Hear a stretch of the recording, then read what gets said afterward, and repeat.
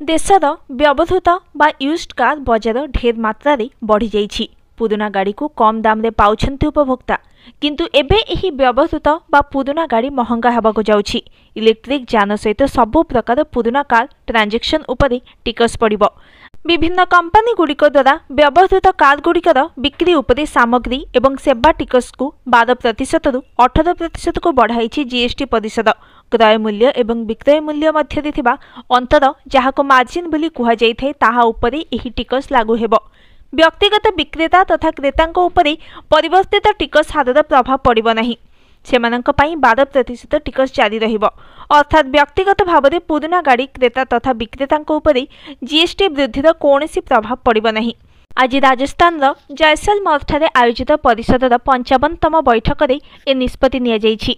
नुआ ईवी क्रय उपरे 5% टिकस लागिबो। पुराना ईवी उपरे जने व्यक्ति